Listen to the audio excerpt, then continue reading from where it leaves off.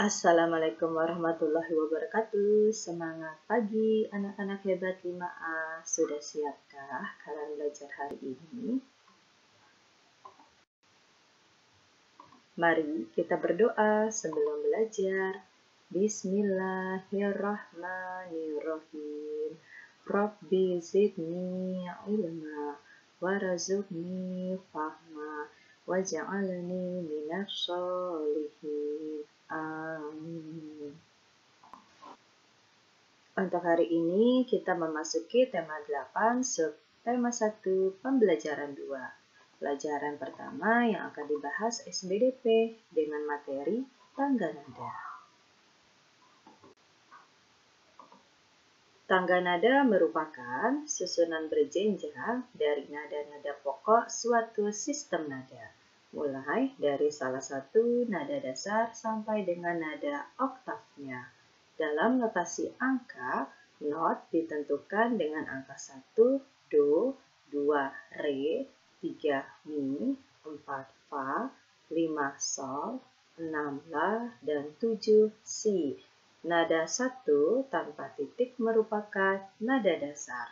Tanda 1 titik di atas not menunjukkan bahwa not tersebut turun 1 oktav dari nada asli. Dalam seni musik, tangga nada dibagi menjadi 2, yaitu tangga nada diatonis dan pentatonis. 1.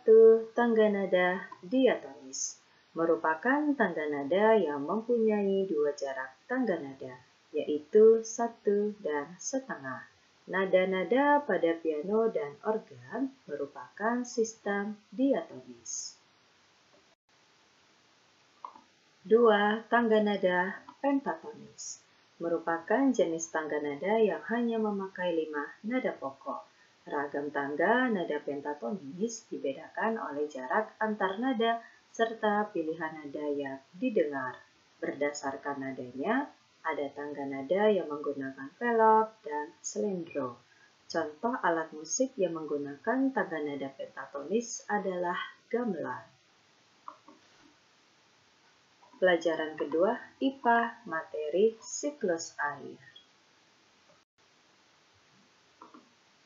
Siklus air dapat diartikan sebagai suatu sirkulasi air secara terus-menerus dari bumi ke atmosfer lalu kembali lagi ke bumi.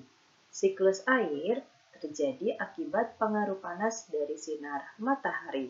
Selanjutnya, siklus air terjadi melalui proses evaporasi atau penguapan, kondensasi atau pengembunan, dan presipitasi atau jatuhnya titik-titik air di permukaan bumi.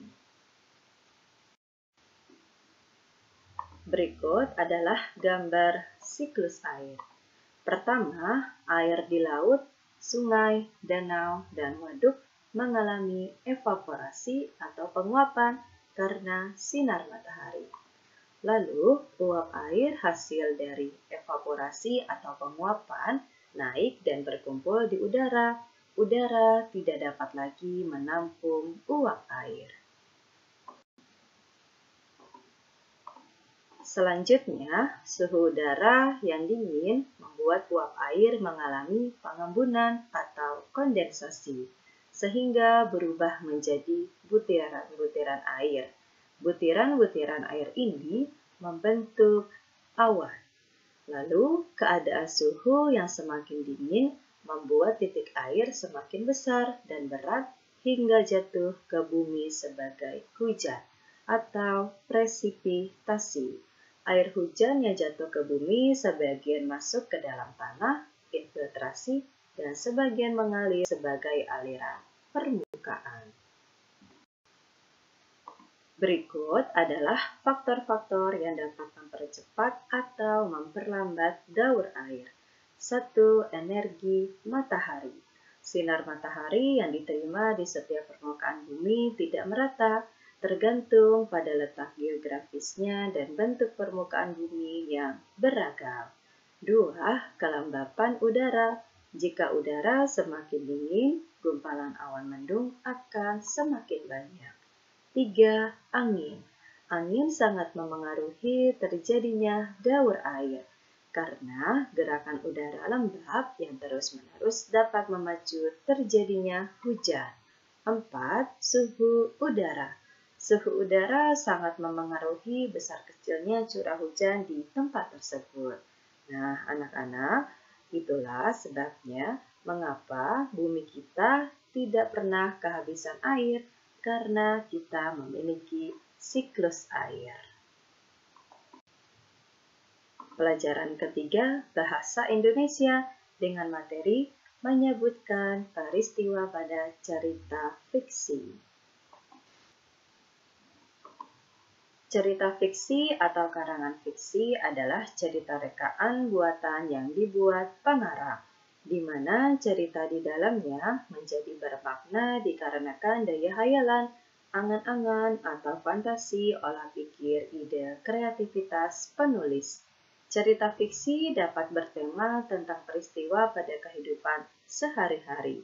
Salah satu contohnya adalah pentingnya air bagi kelangsungan hidup semua makhluk hidup. Banyak cara yang dilakukan untuk memenuhi kebutuhan akan air. Untuk pembahasan materi hari ini sudah selesai, kita lanjut dengan tugas tema. Tugas tema hari ini, jawablah soal-soal di bawah ini dengan tepat. Ini adalah 2 soal SBDP dan 2 soal IPA. Lalu dilanjutkan dengan 1 soal bahasa Indonesia.